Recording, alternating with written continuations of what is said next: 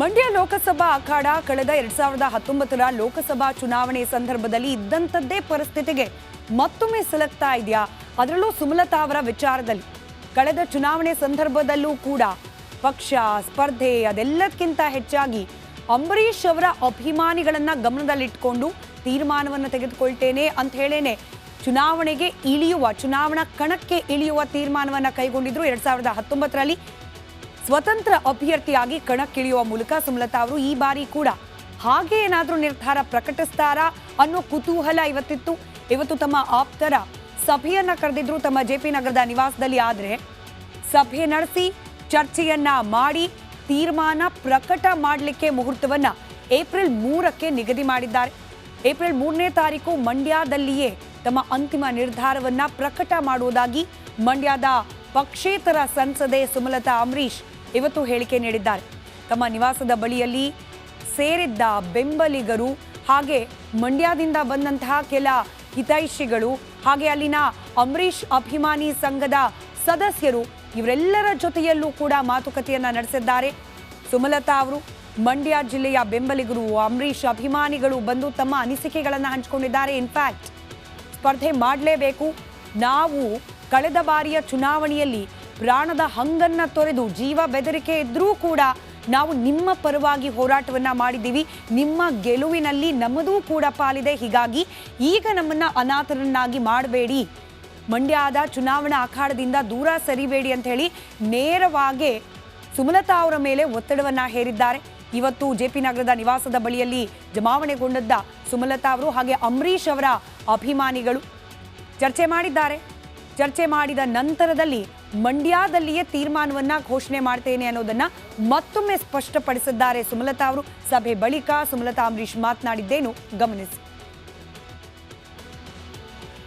ಮಂಡ್ಯದಲ್ಲೇ ಬಂದು ನಾನು ಇದೇ 3ನೇ ತಾರೀಕಿಗೆ ಬರ್ತೀನಿ. 3ನೇ ತಾರೀಕು ಮಂಡ್ಯದಲ್ಲೇ ಸಭೆ ಮಾಡ್ತೀನಿ. ನನ್ನ ನಿರ್ಧಾರ ಏನು ಅಂತ ನಾನು ಅಲ್ಲೇ ಹೇಳ್ತೀನಿ. ನಿಮಗೆ ನಾವು ಮಂಡ್ಯ ಕೊಡಲ್ಲ, ಬೇರೆ ಕಡೆ ನಿಂತ್ಕೊಳ್ಳಿ ಅಂದ್ರೆ ಅವಕಾಶನ ಬಿಡ್ತಾರ? ಯಾರಾದ್ರೂ ಬಿಡ್ತಾರಾ? ಇವತ್ತಿಗೂ ನಾನು ಮಂಡ್ಯ ಬಿಟ್ಟು ಎಲ್ಲೂ ಹೋಗಲ್ಲ ಅನ್ನೋ ಮಾತನ್ನೇ ನಾನು ಹೇಳ್ತಾ ಇದ್ದೀನಿ. ಈಗ ಮುಂದಿನ ನಿರ್ಧಾರ ಏಪ್ರಿಲ್ 3ಕ್ಕೆ ಅಂತ ಏನೋ ಸುಮಲತಾ ಅವರು ಹೇಳಿದ್ದಾರೆ. ಏನೆಲ್ಲ ಆಯ್ಕೆಗಳಿದೆ ಅಂದ್ರೆ ಏನೆಲ್ಲ ಆಪ್ಷನ್ಗಳಿದೆ ಸುಮಲತಾ ಅವರ ಮುಂದೆ ಅನ್ನೋದನ್ನ ಗಮನಿಸ್ತಾ ಹೋಗೋಣ. ಒಂದು 7 ಸಿಚುಯೇಷನ್ಗಳು ನಿರ್ಮಾಣ ಆಗಬಹುದು. ಸುಮಲತಾ ಅವರ ನಿರ್ಧಾರ 7 ಸಿಚುಯೇಷನ್ಗಳ ರೂಪದಲ್ಲಿ ಹೊರಹೊಮ್ಮಬಹುದು ಅಂತ ಹೇಳಿ. ಮೊದಲ ಆಯ್ಕೆ ಸುಮಲತಾ ಅವರ ಮುಂದಿರೋದು ಮತ್ತೊಂದು ಅವಧಿಗೆ ಪಕ್ಷೇತರರಾಗಿ ಲೋಕಸಭಾ ಅಖಾಡಕ್ಕೆ ಮಂಡ್ಯದಿಂದಲೇ ಸ್ಪರ್ಧೆ ಮಾಡುವುದು. ಕಳೆದ ಬಾರಿ ಕೂಡ 2019ರಲ್ಲಿ ಸ್ವತಂತ್ರ ಅಭ್ಯರ್ಥಿಯಾಗಿ ಕಣಕ್ಕಿಳಿದಿದ್ರು. ಆದರೆ ಇದು ಸುಲಭನಾ ಅನ್ನೋ ಪ್ರಶ್ನೆ ಕೂಡ ಇದ್ದೇ ಇದೆ.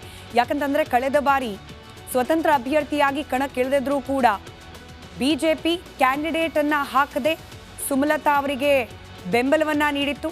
ಹಾಗೆ ಕಾಂಗ್ರೆಸ್ ಪಕ್ಷದಲ್ಲೂ ಕೂಡ ಈ JDS ಜೊತೆಯಲ್ಲಿ ಮೈತ್ರಿ ಇತ್ತು ಅನ್ನೋ ವಿಚಾರಕ್ಕೆ JDSನ ಜೊತೆಗಿನ ಮೈತ್ರಿಯ ವಿರುದ್ಧವಾಗಿ ನಿಂತಿದ್ದ ಸ್ಥಳೀಯ ಮಟ್ಟದ ಕಾಂಗ್ರೆಸ್ನ ಕಾರ್ಯಕರ್ತರು ನಾಯಕರು ಪರೋಕ್ಷವಾಗಿ ಸುಮಲತಾ ಅವರ ಗೆಲುವಿಗೆ ಶ್ರಮಿಸಿದ್ರು. ಇದರ ಜೊತೆಯಲ್ಲೇ ಅಂಬರೀಶ್ ಅವರ ನಿಧನ, ಅದರಿಂದ ಇದ್ದ ಸುಮಲತಾ ಅವರ ಪರವಾದ ಅನುಕಂಪ, ಇದರ ಜೊತೆಗೆ ಅಲ್ಲಿನ ಸ್ಥಳೀಯವಾದ ರೈತ ಸಂಘಟನೆಗಳೂ ಕೂಡ ಸುಮಲತಾ ಅವರ ಪರವಾಗಿ ನಿಂತಿತ್ತು. ಹಾಗೆ ದರ್ಶನ್ ಯಶ್ ಅವರು ಜೋಡೆತ್ತುಗಳಾಗಿ ಬಂದು ಅಬ್ಬರದ ಪ್ರಚಾರವನ್ನ ನಡೆಸಿದ್ರು. ಹೀಗೆ 5 ಫ್ಯಾಕ್ಟರ್ಗಳು ಸುಮಲತಾ ಅವರ ಗೆಲುವಿಗೆ ಕಾರಣವಾಗಿತ್ತು. ಆದರೆ ಈ ಬಾರಿ ಅವೆಲ್ಲವೂ ಕೂಡ ಹಾಗೆ ಉಳಿದಿದೆಯಾ? ಆ ಬೆಂಬಲ ಅಷ್ಟೇ ಪ್ರಮಾಣದಲ್ಲಿ ಈ ಬಾರಿ ಕೂಡ ಪಕ್ಷೇತರರಾಗಿ ಕಣಕ್ಕಿಳಿದ್ರೆ ಸಿಗುತ್ತಾ ಅನ್ನೋ ಪ್ರಶ್ನೆಯನ್ನ ಕೂಡ ಸುಮಲತಾ ಅವರು ತಮ್ಮ ಆಪ್ತರ ಬಳಿಯಲ್ಲಿ ಚರ್ಚೆ ಮಾಡಿರ್ತಾರೆ. ಹೀಗಾಗಿ ಅದರಿಂದ ಸಿಕ್ಕ ಉತ್ತರದ ಆಧಾರದ ಮೇಲೆ ಪಕ್ಷೇತರವಾಗಿ ಕಣಕ್ಕಿಳಿಬೇಕಾ ಬೇಡವಾ ಅನ್ನೋ ನಿರ್ಧಾರ ಮಾಡ್ತಾರೆ. ಹಾಗಾದ್ರೆ ಎರಡನೇ ಆಯ್ಕೆ ಏನು? ಎರಡನೇ ಆಯ್ಕೆ ಬಿಜೆಪಿ ಸೇರಿರೋದ್ರಿಂದ, ಬಿಜೆಪಿಗೆ ಸಪೋರ್ಟ್ ನೀಡಿರೋದ್ರಿಂದ ಮೈತ್ರಿ ಧರ್ಮ ಪಾಲನೆ ಮಾಡೋದು. ಸುಮಲತಾ ಅವರು ಇನ್ಫ್ಯಾಕ್ಟ್ ಇವತ್ತು ಮಾತನಾಡುವಾಗ ಹೇಳ್ತಾ ಇದ್ರು, ನನಗೆ ಕಡೆ ಕ್ಷಣದವರೆಗೂ ಕೂಡ ಒಂದು ನಿರೀಕ್ಷೆ ಇತ್ತು, ಬಿಜೆಪಿ ಮಂಡ್ಯ ಕ್ಷೇತ್ರವನ್ನ ತನ್ನ ಪಾಲಿಗೆನೆ ಉಳಿಸ್ಕೊಳ್ಬಹುದು, JDSಗೆ ಕೊಡೋದಿಲ್ಲ ಅಂತ ಹೇಳಿ. ಆದರೆ ಹಾಗಾಗ್ಲಿಲ್ಲ. ಮೈತ್ರಿ ಧರ್ಮದ ಅಡಿಯಲ್ಲಿ ಬಿಟ್ಕೊಟ್ಟ 3 ಕ್ಷೇತ್ರಗಳ ಪೈಕಿ ಮಂಡ್ಯ ಕೂಡ ಒಂದು ಅನ್ನೋದು ಗೊತ್ತಾಗೋಯ್ತು. ಈಗ ಮೈತ್ರಿ ಮಾಡ್ಕೊಂಡಿರೋದು ಬಿಜೆಪಿ ವರಿಷ್ಠರ ತೀರ್ಮಾನ.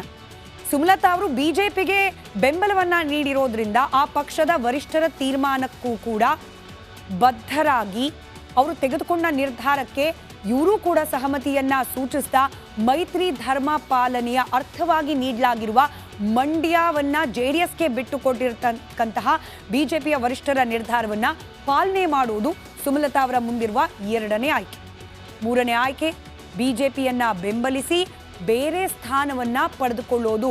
ಆಯ್ತು, ಈ ಬಾರಿ ಲೋಕಸಭಾ ಚುನಾವಣಾ ಅಖಾಡದಿಂದ ನಾನು ದೂರಾನೇ ನಿಲ್ತೀನಿ, ಬಿಜೆಪಿಯ ವರಿಷ್ಠರು ಹೇಳ್ದಂತೆಯೇ ನಾನು ನಡ್ಕೊಳ್ತೇನೆ, ಸ್ವತಂತ್ರ ಅಭ್ಯರ್ಥಿಯಾಗಿ ಕಣಕ್ಕಿಳಿಯೋದಿಲ್ಲ ಅಂತ ಹೇಳ್ತಾ ಮುಂದಿನ ದಿನಗಳಲ್ಲಿ ಬೇರೆ ಸ್ಥಾನವನ್ನ ಪಡ್ಕೊಳ್ಳುವ ಪ್ರಯತ್ನವನ್ನ ಸುಮಲತಾ ಅವರು ಮಾಡುವ ಆಯ್ಕೆ ಕೂಡ ಅವರ ಮುಂದಿದೆ. ರಾಜ್ಯಸಭಾ ಟಿಕೆಟ್ ಅಂತ ಕೂಡ ಚರ್ಚೆ ನಡೀತಾ ಇದೆ. ಆದರೆ ಅಂತೆ ಕಂತೆಗಳ ಹಂತದಲ್ಲಿ ಅದಿರೋದ್ರಿಂದ ಇದೇ ಆಯ್ಕೆ ಇದೆಯಾ ಸುಮಲತಾ ಅವರ ಮನಸ್ಸಿನಲ್ಲೂ ಕೂಡ ಗೊತ್ತಿಲ್ಲ. ಆಯ್ಕೆ 4, ರಾಜಕೀಯದಿಂದ ದೂರ ಸರಿಯೋ ಸಾಧ್ಯತೆ. ಅನೇಕ ಕಾರಣಗಳು. ಮಂಡ್ಯವನ್ನ ಹೊರತುಪಡಿಸಿ ಬೇರೆ ಕ್ಷೇತ್ರಗಳಲ್ಲಿ ರಾಜಕೀಯ ಜೀವನವನ್ನ ಕಟ್ಟಿಕೊಳ್ಳೋ ಹೊಸ ಪ್ರಯತ್ನ ಮಾಡಲಿಕ್ಕೆ ಸುಮಲತಾ ಅವರು ಮನಸ್ಸು ಮಾಡ್ತಾರಾ? ಸುಲಭನಾ? ಎರಡನೆಯದ್ದು, ಈಗ ಆಲ್ರೆಡಿ 5 ವರ್ಷಗಳ ಅವಧಿ ಮಂಡ್ಯದಲ್ಲಿ ರಾಜಕಾರಣವನ್ನ ನೋಡಿರೋದ್ರಿಂದ ಬೇರೆ ಯಾವುದೇ ಕ್ಷೇತ್ರಕ್ಕೆ ಹೋಗುವ ಮನಸ್ಸು ಅವ್ರಿಗಾಗದೇ ಇರ್ಬೋದು. ನೇರವಾಗಿ ಹೇಳಿದ್ದಾರೆ, ಮಂಡ್ಯ ಬಿಟ್ಟು ಬೇರೆ ಎಲ್ಲೂ ಕೂಡ ನಾನು ರಾಜಕೀಯ ಮಾಡೋದಿಲ್ಲ ಅಂತ ಹೇಳಿ. ಹೀಗಾಗಿ ಮಂಡ್ಯ ಸಿಗ್ತಿಲ್ಲ ಅನ್ನೋ ಕಾರಣಕ್ಕೆ ಮುಂದಿನ 5 ವರ್ಷಗಳ ತನಕ ಕಾದು ಕೂರೋದ್ರಿಂದ ಮತ್ತೆ ಆಗ ಮಂಡ್ಯ ಟಿಕೆಟ್ ಸಿಗಬಹುದು ಅನ್ನೋ ನಿರೀಕ್ಷೆ ದೂರದ ಮಾತು. ಹೀಗಾಗಿ ಸಾಕು ಇಷ್ಟು ವರ್ಷದ ರಾಜಕೀಯ ಜೀವನ ಅಂತ ಹೇಳಿ ಏನಾದರೂ ನಿರ್ಧಾರ ಮಾಡ್ತಾರಾ ಸುಮಲತಾ? ಕಾದು ನೋಡಬೇಕು. ಇನ್ನು ಆಯ್ಕೆ ಸಂಖ್ಯೆ 5, ಬಿಜೆಪಿಯಿಂದ ರಾಜ್ಯಸಭೆಗೆ ಆಯ್ಕೆ ಆಗೋದು. ಈ ಚರ್ಚೆ ನಾನು ಆಗಲೇ ಹೇಳ್ತಾ ಇದ್ದ ಹಾಗೆ ಆಲ್ರೆಡಿ ಚಾಲ್ತಿಯಲ್ಲಿದೆ. ಯಾವಾಗ ಬಿಜೆಪಿಯ ವರಿಷ್ಠರನ್ನ ಮುಖತಃ ಹೋಗಿ ಭೇಟಿಯಾಗಿ ಬಂದರು ಸುಮಲತಾ ಅವರು, ಆಗ್ಲೇನೆ ಇನ್ ಕೇಸ್ ಮೈತ್ರಿ ಧರ್ಮದ ಆಧಾರದ ಮೇಲೆ ನಿಮಗೆ ಟಿಕೆಟ್ ಕೊಡದೆ ಹೋದರೆ ನಿಮಗೆ ಮುಂದಿನ ದಿನಗಳಲ್ಲಿ ಸೂಕ್ತ ಸ್ಥಾನಮಾನ ನೀಡಲಾಗುತ್ತೆ. ಈಶ್ವರಪ್ಪನವರ ಪ್ರಕರಣದಲ್ಲೂ ಕೂಡ ಆಗಿದ್ದ ಪುತ್ರ ಕಾಂತೇಶ್ ಅವರಿಗೆ ಟಿಕೆಟ್ ಅನ್ನ ಕೇಳಿದ ಸಂದರ್ಭದಲ್ಲಿ ಇಲ್ಲ MLC ಕೊಡ್ತೀವಿ ಅಂತ ಹೇಳಿದ್ರು. ಅದಕ್ಕೆ ಬಗ್ದೇ ಇದ್ದಾಗ ರಾಜ್ಯಸಭೆಯ ಟಿಕೆಟ್ ಅಂತ ಹೇಳಿ ಇಲ್ಲಿನ ರಾಜ್ಯ ಮಟ್ಟದ ನಾಯಕರು ಹೈಕಮಾಂಡ್ವರೆಗೂ ಈಶ್ವರಪ್ಪನವರಿಗೆ ಕಾಂಪನ್ಸೇಟರಿ ಅನ್ನೋ ರೀತಿಯಲ್ಲಿ ರಾಜ್ಯಸಭೆಯ ಟಿಕೆಟ್ ಕೊಡಿ ಅಂತ ಕೂಡ ಕೇಳಿದ್ದು ಉಂಟು ಅನ್ನೋ ಚರ್ಚೆ ಇದೆ. ಅದೇ ರೀತಿಯಲ್ಲಿ ಈಗ ಲೋಕಸಭಾ ಚುನಾವಣೆಯಲ್ಲಿ ಅಭ್ಯರ್ಥಿಯಾಗಿ ನಿಮ್ಮನ್ನ ನಿಲ್ಲಿಸಲಿಕ್ಕೆ ಸಾಧ್ಯವಾಗ್ತಾ ಇಲ್ಲ. ಹೀಗಾಗಿ ನಿಮ್ಮನ್ನ ರಾಜ್ಯಸಭೆಯ ಮೂಲಕ ಸಂಸತ್ ಪ್ರವೇಶ ಮಾಡೋ ರೀತಿಯಲ್ಲಿ ಮಾಡ್ತೀವಿ ಅಂತ ಏನಾದರೂ ಕನ್ವಿನ್ಸ್ ಮಾಡಿದ್ದಾರಾ ಬಿಜೆಪಿಯ ವರಿಷ್ಠರು? ಅದಕ್ಕೆ ಸುಮಲತಾ ಅವರು ಒಪ್ಕೊಂಡಿದ್ದಾರಾ ಗೊತ್ತಿಲ್ಲ. ಆಯ್ಕೆ ಸಂಖ್ಯೆ 5 ಸದ್ಯಕ್ಕೆ ರಾಜ್ಯಸಭೆಯ ಮೂಲಕ ಸಂಸತ್ ಪ್ರವೇಶ ಮಾಡುವ ಸಾಧ್ಯತೆ ಕೂಡ ಇದ್ದೇ ಇದೆ. ಹಾಗೆ ಆಯ್ಕೆ ಸಂಖ್ಯೆ 6, ಮುಂದಿನ ವಿಧಾನಸಭೆಯಲ್ಲಿ ಸ್ಪರ್ಧೆ ಮಾಡುವುದು. ಯಾವಾಗ ಆಗುತ್ತೆ?